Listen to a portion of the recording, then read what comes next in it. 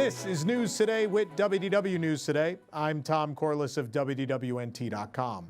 Please like this video, subscribe, and hit the notifications bell to make sure you never miss the latest from the Disney theme parks all around the world. But here now the news for March 6th, 2026. And of course, I'll give you the disclaimer. This is not our studio. We're filling in right now with some weird setups while we build the new News Today studio. That'll debut in May. I'm also proud to announce that in May, we're going to start up having a live audience for the news once again. So stay tuned for details. They're coming soon. But in the meantime, welcome to Between Two Palms with Tom Corliss. Anyway, let's get to the news, shall we?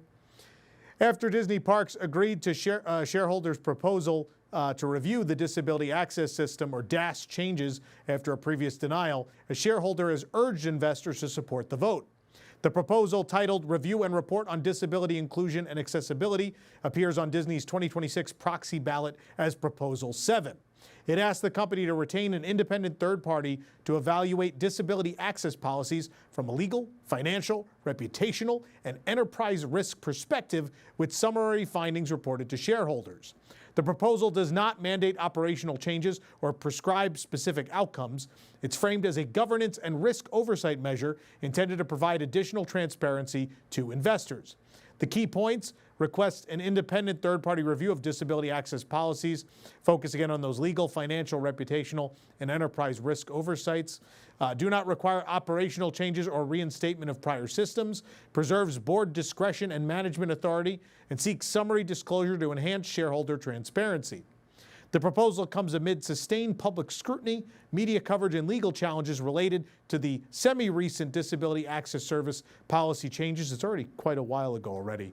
The request to review would examine oversight structures, potential legal exposure, brand impact, and the effectiveness of the current risk mitigation practices. Independent third-party assessments are commonly used by companies when policy shifts intersect with reputational, regulatory, or those operational risk considerations. Shareholders will vote on the proposal at Disney's March 18th, 2026 annual general meeting. And I know that's the big coming out party for the new CEO of the Walt Disney Company, Josh D'Amaro. And Josh, I beg you, I've been a big supporter for a long time, but I need to see this company we love, because this company has cared for its guests for so many years, show that they care about guests who need this service. And as I've said a million times before, I understand that there were people who didn't need the service, who were taking advantage of the system.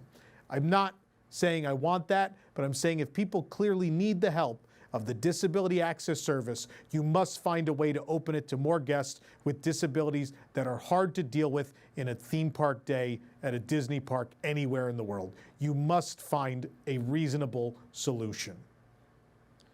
Comments from Disney's finance leadership suggest that Disney Parks and Experiences is operating at super high capacity, which the company seeks to balance with its offerings.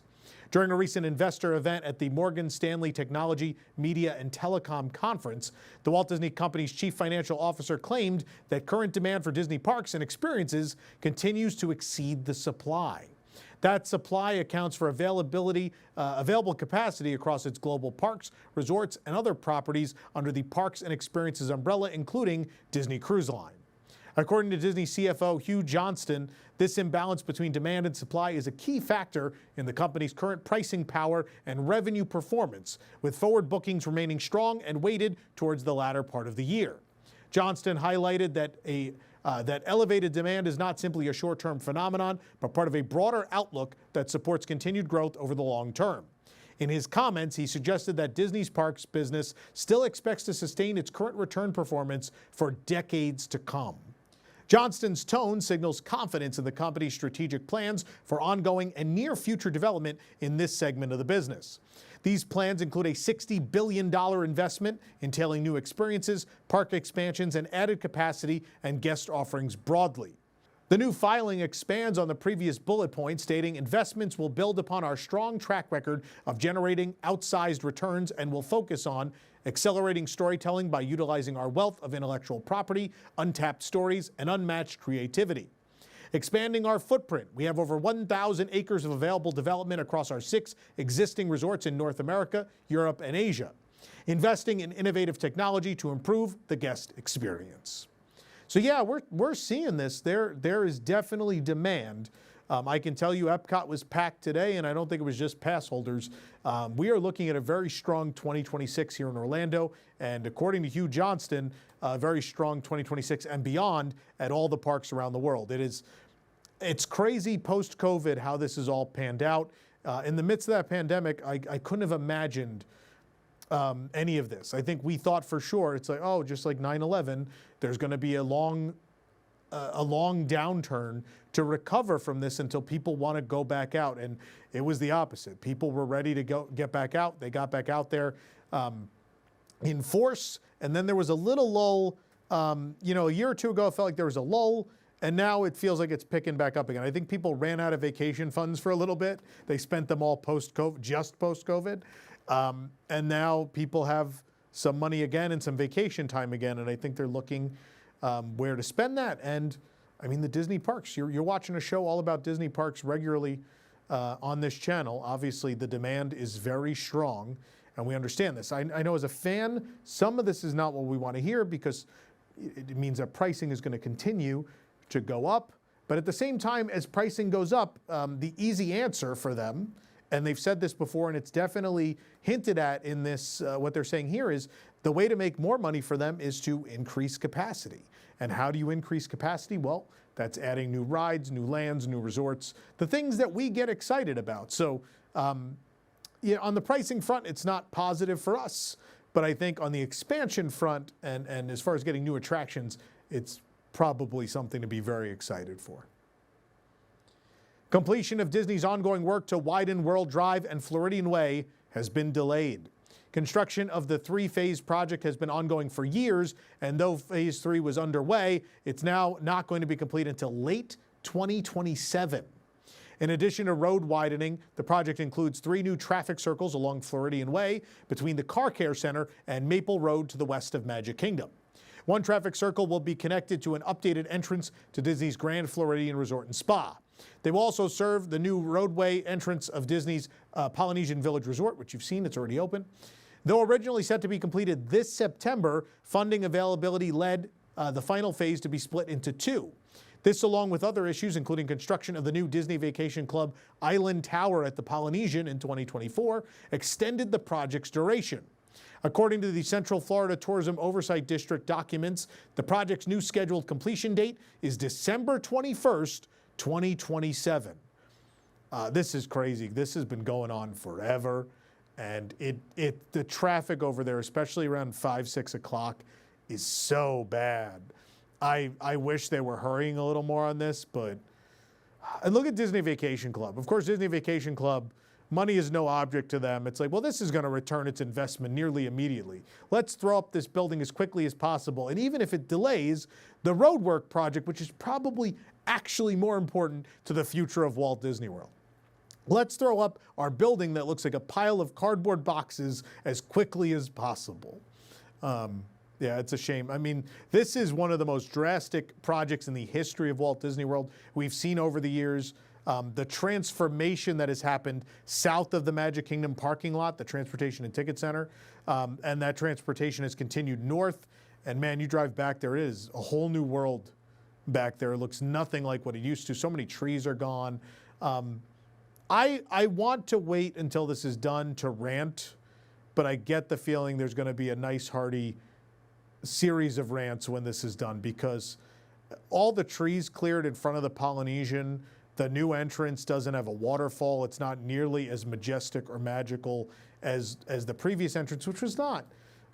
It was not grandiose, but it was cute. It was charming to have this palm tree line and this little waterfall with the sign and all these things. I hope some of that charm will move over to the new entrance eventually, but for now it just looks rough. And you could see clearly seeing the Great Ceremonial House from the road kills the whole charm and magic of the theme of the Polynesian. And then of course that pile of cardboard boxes to the left is, you know how I feel about that thing. I'm also concerned about the new entrance of the Grand Floridian, for that matter. If they're just going to throw up if it's just going to be like a little sign and a guard shack, and they're like, well, that's it, and just ruin the sight lines and the magic of an entry, there's, especially those deluxe resorts, there should be a magic to pulling up to them for the first time, whether you arrive by car or bus or whatever. There should be a magic of, you see the sign and there's a big tree line in the way. The hotel doesn't reveal itself to you immediately. There's a slow build before you turn a corner usually, and there's that grand reveal. It even happens at the values. Art of Animation, you pass that big sign and then there's this large reveal of the giant pages of sketches. To lose that at hotels would be a travesty, so I hope the plan is to do a lot of replanting and a lot of new scenic elements to fix all of this when it's finally nearing completion. As of Monday morning, March 2nd, there's now gray paint on the tallest tower of Cinderella Castle at the Magic Kingdom. As we saw on Friday, crew members in boom lifts are now working on the castle during the early hours of the park's opening. They're trying to be done by around noon to clear the skyline for those castle pictures everyone wants. There were several crew members working in lifts on Monday morning. The castle moat was drained to accommodate the construction vehicles. A pair of crew members in the highest lift were working on the tallest tower. Much of the tower's gold trim has now been painted light gray. Painting has not begun on the balcony Tinkerbell flies from during the fireworks show each evening. And though Tink flies late at night and painting is taking place in the morning, crews may wait to work on the balcony to ensure no equipment is in her way. And though the spire at the very top of the tower has always been gold, the rest of the trim was painted gold as part of the castle's 50th anniversary makeover. And yet another crew member was working on one of the shorter towers in front of the castle, painting its gold trim. The lift later moved and the crew member continued painting trim on the wall between two towers, and the trim on the towers in the front of the main castle has also been repainted. Most of the west side of the castle is now gray, but there are still a few pink walls to be repainted. The pink, like the gold, was part of that 50th anniversary refresh. The castle's original gray and blue color scheme is being restored now. The current royal blue roofing is expected to be replaced with a lighter blue closer to the original color. And as we previously reported, the back of the castle is now mostly gray. Only the pink on the tallest tower is still visible. We don't know if any of the remaining gold will also be painted over. Maybe that's part of this. Maybe this will be a blend of the two castle paint schemes. We'll have to wait and see. And though painting began on the east side of the castle, there's still plenty of pink and gold to be seen on this side. And the northern half is all gray, while the southern half, the front, is still mostly pink. Despite progress being made on the attraction, which has been closed for over a year now, an amended permit has hinted towards perhaps a later opening of the wildest ride in the wilderness. The amendment states the permit has been extended through August 31st, 2026 for Big Thunder Mountain Railroad at the Magic Kingdom, where it was originally set to expire on March 13th. The spring season for Walt Disney World typically ends at the end of May with the start of Cool Kids Summer. The Memorial Day weekend, as you know, is the start of theme park summer. Our reporter spotted multiple construction workers at work on Big Thunder Mountain Railroad at the entrance, though, as they did also in February. Scaffolding remains up around the entrance as it appears work is continuing to try to make that spring opening. Now, again, the spring opening doesn't mean it had to be pre-March 13th. Post-March 13th, there's still a bit of spring left at Walt Disney World. So I don't know if this means there's a delay. It just means they probably needed to extend the permit because they're not opening by March 13th. I'll still tell you this. Anything can happen. I wouldn't be surprised if, sometime relatively soon this ride opens, but by March 13th seems like a bit of a stretch. Of course, during this project, the trains and the entire track have been replaced for Big Thunder. Next to the closed attraction, work can be seen on the former Rivers of America as well, as it's being turned into Piston Peak National Park. Most notably, new concrete is now visible as some of the construction walls have receded back. The brown side of the pavement is the new concrete. Another area is blocked off with a sign indicating strollers are not to be parked in the space. I think they're getting close. Magic Kingdom will close early on Wednesday, May 13th, 2026 for a park-wide private buyout. The Dave Matthews Band will perform in front of Cinderella Castle during the event. The buyout is for the SAP Sapphire and ASUG Annual Conference, which is from May 11th to May 13th at the Orange County Convention Center. The conference ends with a private night at the Magic Kingdom, including that concert by Dave Matthews Band. This program is brought to you by our official travel agent sponsor, Be Our Guest Vacations. Your dream vacation begins with Be Our Guest and their concierge team of expert vacation planners. Head on over to wwnt.travel, and their team will design your next magical vacation, from the Walt Disney World and Disney Resorts to Disney Cruise Line to Adventures by Disney and more. And the best part is their concierge services are 100% free.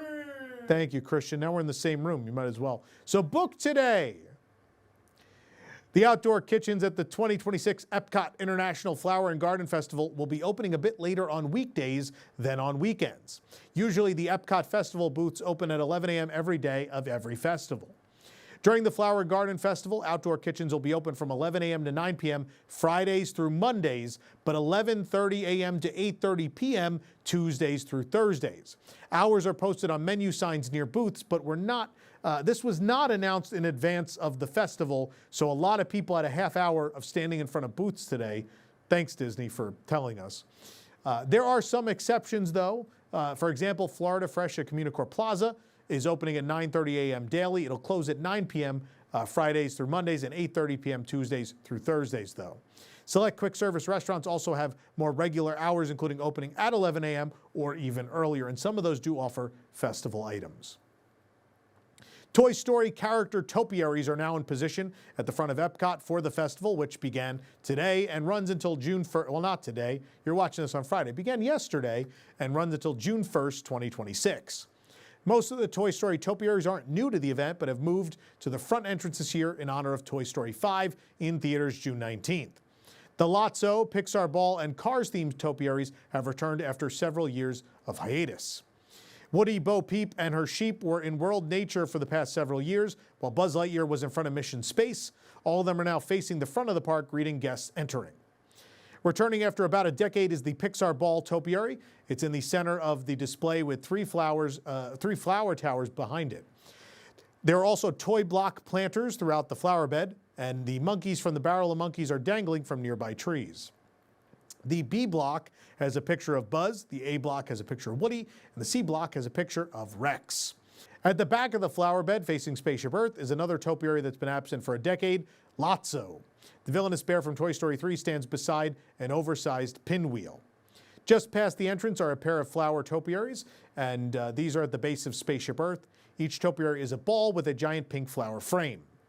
Lightning McQueen and Mater are also returning after several years being absent. These topiaries are in World Discovery near Connections Cafe. The flower bed was previously home to the community garden, but that has moved to World Nature.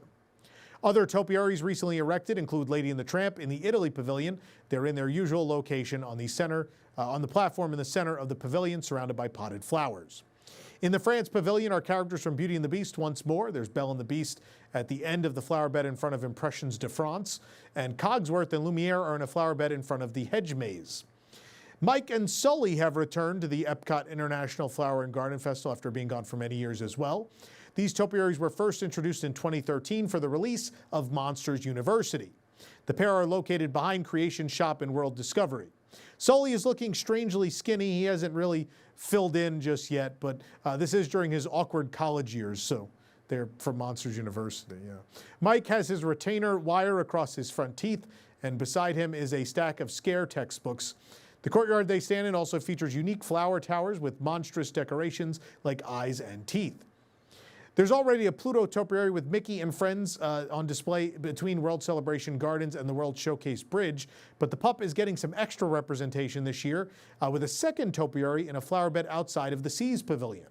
This is for the new pet-friendly garden. Pluto wears a red collar with a dog tag. He's walking on a path carved through the grass, and at the end of the path is his doghouse and dog bowl. One thing I want to say is I'm glad they switched things up a bit this year, but a lot of these topiaries just aren't new. They're just moved or returning. I think it's weird, especially promoting Toy Story 5. Why are there not topiaries of new characters? Why are we not doing the things we used to do with this festival? Why have we seemingly gotten a little lazy with it? I'm not crazy about that. So it's a nice festival. I like it. If you've never seen these, they're amazing. But there are a lot of returning guests, and there's a lot of current IP that I'm sure they want to promote. So I think it's weird that suddenly Monsters University and not just Monsters, Inc. to promote the upcoming land. That's a weird choice. It's weird to have Toy Story 3 characters like Lotso, who's, I'm going to assume, not in Toy Story 5. There's some weird choices. But full festival coverage, we have you covered there. No pun intended. Annual pass holder merchandise, the Orange Bird collection, the Alice in Wonderland collection, the Spike the Bee collection. Check them all out at WDWNT.com. There's a new Orange Bird sipper. We've covered all the photo pass shots, the scavenger hunts, and of course, the food reviews. We tried all 50-something of those new and updated items. You can watch the full review over on the WDWNT POV channel. That's coming out sometime today, we hope. It's a lot of work on Billy's part. I know maybe it'll come out today. At the very least, you can already watch the top and bottom 7 items from this year's festival right here on this channel. Be sure to check that out. But all that other coverage is going to be available for you at WDWNT.com. Disney Vacation Club has revealed Mickey and Minnie's spring outfits for the second in a series of seasonal meet and greets exclusively for Disney Vacation Club members at EPCOT. Mickey and Minnie Mouse are on trend and dreaming of being on deck as they sport new outfits during the special Membership Magic Beyond hours. Their outfits match in the same light blue striped pattern. Minnie wears a hat while Mickey wears a pair of brown pants. These are the second in the series of seasonal outfits that will debut in the Imaginatrium meet and greet throughout the year. Be sure to keep an eye out on the website for when our reporters go and see these new ones. But in the meantime, here are photos from last night when our reporters went and got to meet Mickey and Minnie. Looks like they were super kind with their time. We got lots of very cute photos. This meet and greet is only available for DVC members who have the Membership Magic Beyond add-on. The 2026 Membership Magic Beyond add-on can be purchased for $99 for usage from January 1st through December 31st this year. Cruella de Vil met with guests midday on March 4th in the United Kingdom Pavilion of EPCOT. Cruella was meeting guests near the Queen's Table. Cruella de Vil rarely appears for meet and greets at EPCOT, and she's primarily located at the Magic Kingdom during special events like Mickey's Not So Scary Halloween Party. We're not sure why this is happening. Is this for Flower and Garden? Is this a new character rollout? This is super cool. This is fantastic. More character experiences like this, just characters roaming or more new characters at the parks. This is great. We also noticed on Thursday, or should I say Wednesday, Belle was kind of roaming the France Pavilion, which is not her usual thing. So we're not sure if there was a big character shake up at EPCOT. We're going to keep checking into this and see if we can get confirmation or figure out what's going on for all of you. But either way, I think this is really cool. Work has already begun on the upside-down car that's displayed at the entrance of Rock and Roller Coaster starring the Muppets at Disney's Hollywood Studios. It's weird to say that already. The side of the car that faces Tower of Terror has been sanded down, and red flames have been added and outlined in orange paint. Concept art for the attraction has not showed what the car would look like, but now we get to see it. However, the ride's iconic guitar will get a psychedelic Electric Mayhem-inspired makeover. We know that much. The piano motif at the base of the guitar will also include one gold key as a nod to Dr. Teeth's gold tooth. The concept art also includes the new ride poster on the wall of the building. Of course, that's not there just yet, but they are moving incredibly fast on this, which leads me to believe, I've already alluded to this on the show. I've heard very little is being done inside. We know there's a new pre-show. We know they're going to throw the MuppetVision props they have all over the place in this building, but we've heard there's not a whole lot of changes coming to the ride portion. And that and this big rush outside lead me to believe they're trying to get this ride back up as quickly as possible. They've said summer. Summer can mean anywhere from Memorial Day all the way to the end of the summer, Labor Day. I think it's going to be closer to the front portion of that. And based on the fact that they sanded and did this car like within the first week, I think they're in a real big rush. Don't worry, they got you a really fast construction team. Either way, Rock and Roller Coaster starring the Muppets will open sometime this summer. It's a new version of the attraction. And guests will join the Electric Mayhem, Kermit, Miss Piggy, and more Muppets at G-Force Records.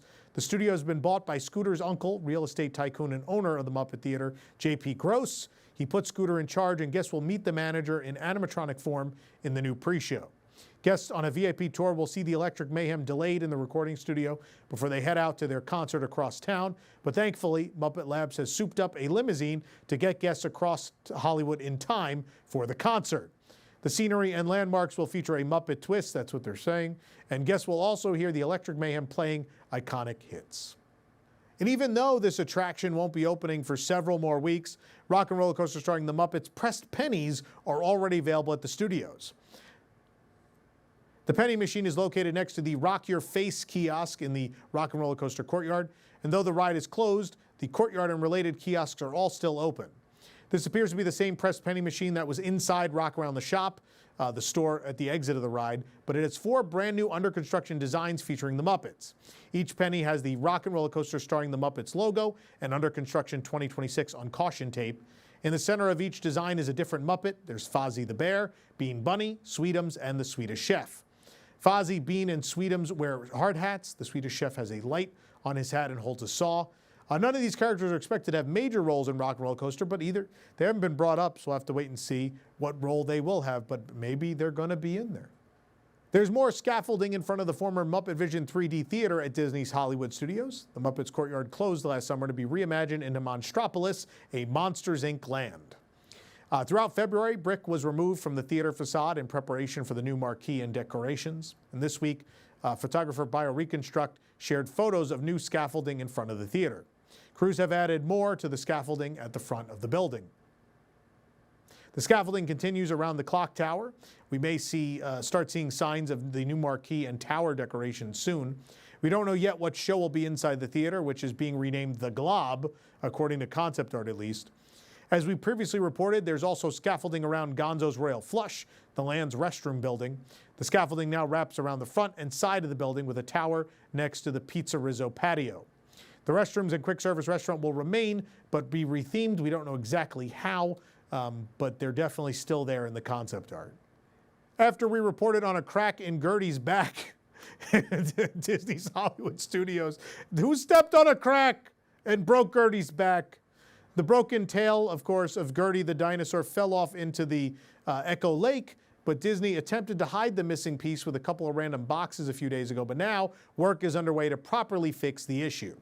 The scrim on the back of Gertie's body is visible from a distance. Echo Lake has also been drained to a level where the unpainted part of Gertie is visible above water level. Over on the side near the counter window, the scrim covers the hole left by the broken tail. The end of Gertie's tail is fully visible, sticking out of the ground. The stripe marking where the water level ought to be is visible on both pieces of Gertie. Of course, this all began in mid-February where we noticed a deep crack in Gertie. They tried to paint and patch it. They reopened, and not only reopened, it fell off. The whole piece fell into Echo Lake.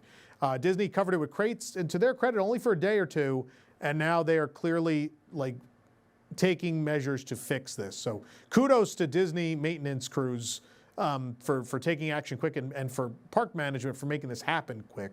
If we're going to be negative about things, we also got to be positive when we see good things, and this is a very good thing. A few weeks after the attraction added a Hoppers display and a preview, a special display featuring the Oscars has now been added as well to Walt Disney Presents. The attraction advertises the display with a stand and notably did not change its marquee. This could mean the display might not stick around for very long after the Oscars have passed. The display is a window and a photo op of a large Oscar statue as the marquee above reads Disney at the Academy Awards. 2 costumes, one from Cruella in 2021 and one from Titanic from 1997, are clearly visible, while several smaller props are also present.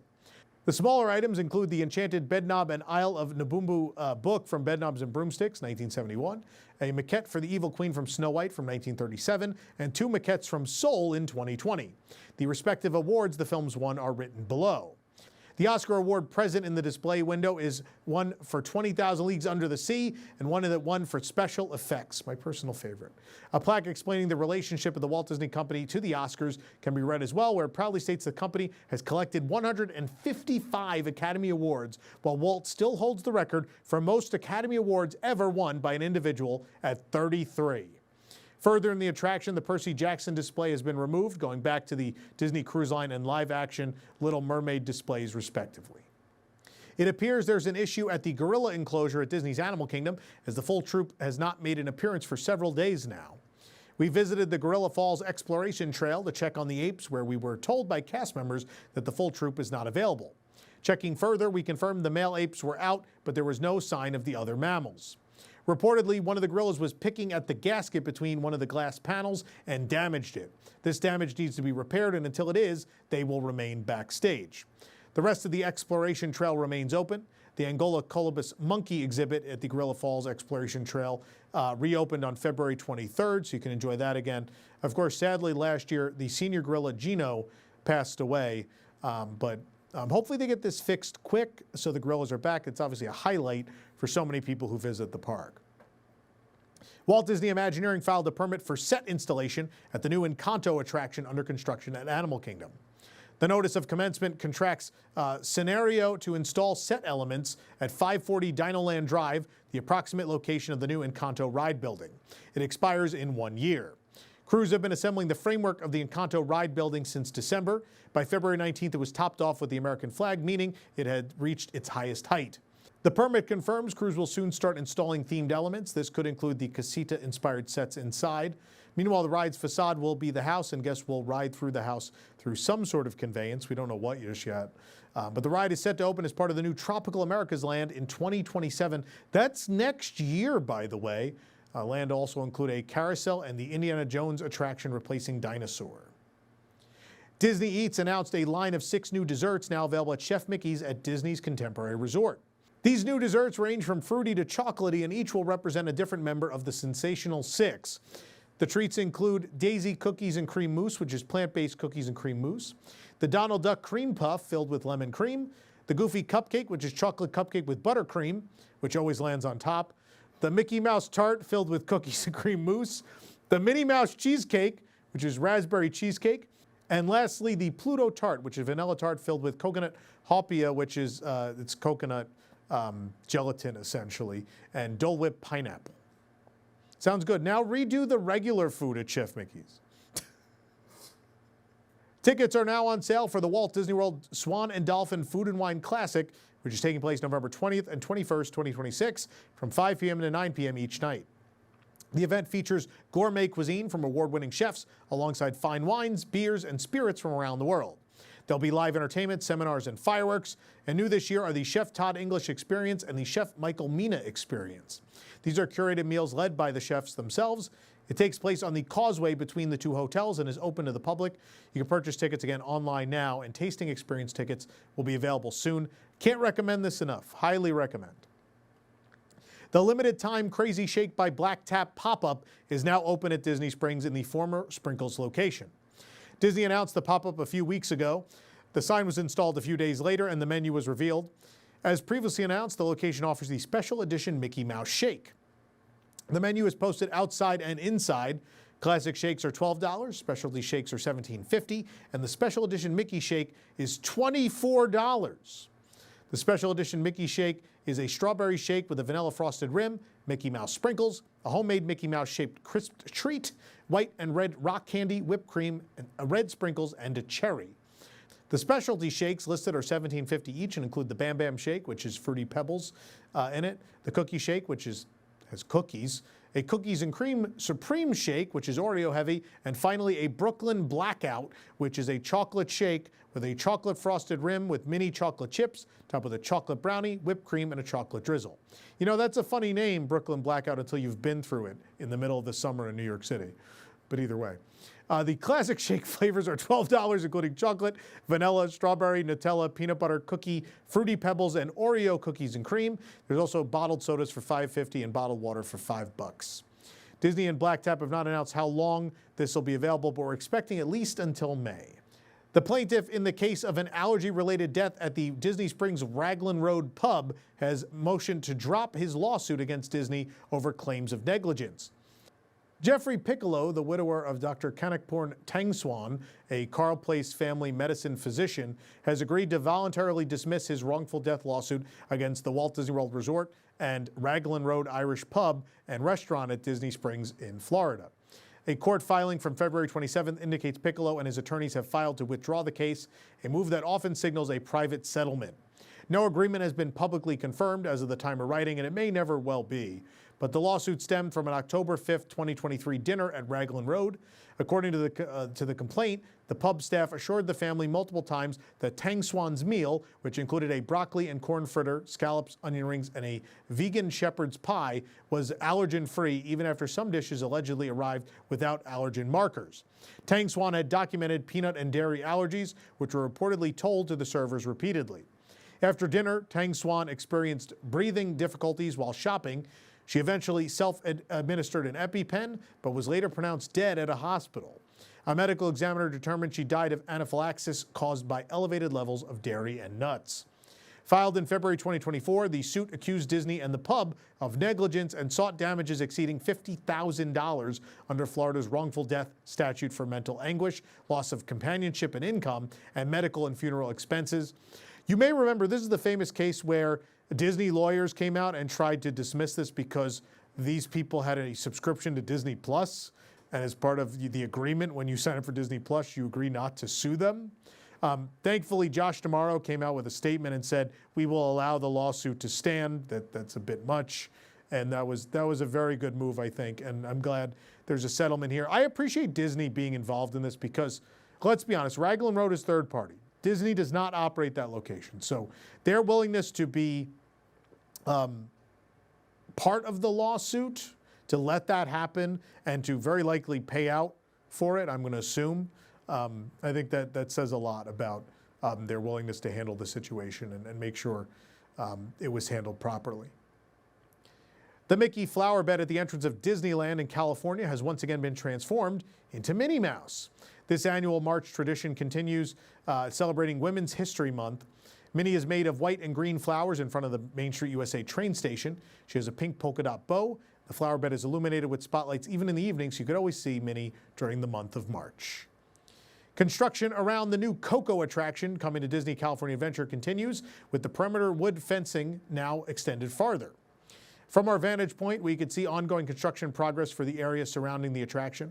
Construction of this area began in January. The wood perimeter fence has lengthened since our last report on February 26th. The fence extends farther into the foliage, but hasn't quite reached the end of the street just yet. It parallels the backstage road leading off Disneyland Drive. This road may eventually be demolished as part of the ride's construction. We are unclear on the exact footprint of the attraction yet. Orange webbing extends past the fence, likely in anticipation of more construction. The start of the plant removal appears unchanged since our last report, as are the temporary construction buildings. There are extra slats of wood lying by the gate entrance, likely to be used for more perimeter fencing in the future. Disney hasn't announced much about the Coco attraction that we know.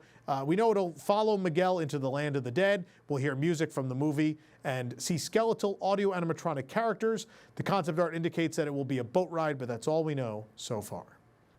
Real quick, I want to mention Carousel of Products at carouselofproducts.com. We have a lot of great new limited edition items celebrating the life and times of Rock and Roller Coaster starring Aerosmith, some leftovers from our event.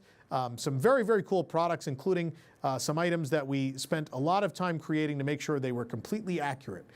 This includes our I Survived Rock and Roller Toaster Magnet, which is we scanned the art off of a team member shirt from those that worked on the pre-show of the attraction and digitally restored it and upscaled it so you can take it home as a magnet. It's the first time the public's ever been able to own this art. It's pretty cool. We also used one of the actual Imagineers license plates to recreate a license plate from the ride vehicle. So it's not to scale with a real license plate. It is absolutely a replica of a license plate from the ride. And if you don't want to own a real license plate from the ride, you could always own it in pin form. We have a wonderful little pin set featuring all the license plates. This was a labor of love because all the license plates do not exist anymore. And I'm not saying because the ride is closed now.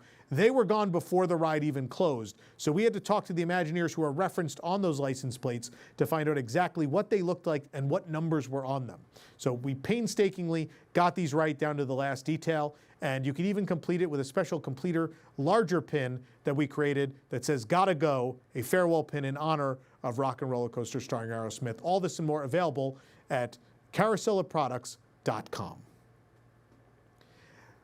Shortly after the Disney Adventure arrived in its home port of Singapore before its inaugural departure on March 10th, wow, that's soon and I've got to get going, actor and godparent of the ship Robert Downey Jr. took a tour of the ship. In the video shared by Disney Cruise Line, the actor visits several of the venues and is seen hugging CEO Bob Iger and talking to soon-to-be CEO Josh D'Amaro. He points out some Iron Man art on one of the staircases before doing a meet and greet with Spider-Man, who tells him he reminds him of Mr. Stark. It's fantastic. He then said, "I don't feel so good," and was sent to the brig. I don't feel so good, Mr. Stark. Of course, I want to mention we will be on the maiden voyage of the Disney Adventure on March 10th. Stay tuned for coverage. We're also going to cover a 4-day voyage later in the month of March. Stay tuned. Lots of coverage and vlogs and lots of excitement to come. Shanghai Disneyland will celebrate its 10th anniversary starting very soon, and Magic Together reflects the 10th anniversary tagline of With You, It's Magic Plus. The pop-funk song is available online now and will be incorporated into key moments of the 10th birthday celebration, which begins on March 20th. An alternate, bubbly version of the song will be featured during the new Friendship, the Duffy and Friends special pre-parade, which will be performed daily. Magic Together was written by Emmy and Grammy Award winner Christopher Lennertz and Emmy-winning contributor Alex Karakis. That's cool to hear. I love, any Disney anniversary celebration is only as good as its theme song. We won't be there for the kickoff in Shanghai, but luckily we're already at a trip planned for April, so stay tuned. There'll be coverage of all the 10th anniversary festivities sometime in April from the Shanghai Disney Resort. For the absolute latest on these stories and all that didn't make it into today's show, be sure to check WDWNT.com and follow us on all your favorite social media platforms. You can support the entire team behind this show and others by joining the WDWNT Interglobe Society at patreon.com/WDWNT. Get access to exclusive content, discounted show and event tickets, and more. Special shout out to all the WIGS members watching who make this show happen every week. For the worldwide leader in Disney Parks news, this is Tom Corliss saying, enjoy the rest of your today. Have a great, big, beautiful tomorrow. And I'll see you all from Asia.